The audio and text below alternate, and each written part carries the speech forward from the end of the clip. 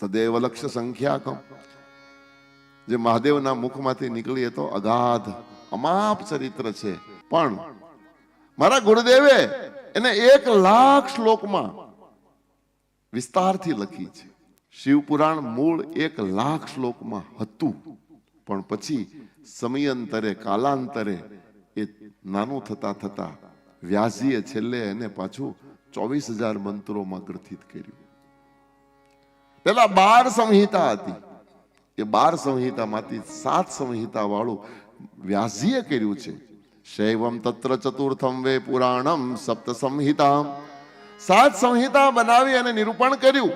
એના નામ વિદ્યેશ્વર સંહિતા, રુદ્ર સંહિતા, શતરુદ્ર સંહિતા, કોટી રુદ્ર સંહિતા, ઉમા સંહિતા, કૈલાસ સંહિતા અને વાયવ્ય સંહિતા. આ 7 સંહિતાથી શિવ પુરાણ આખું વ્યાસજીએ ગ્રથિત કર્યું છે.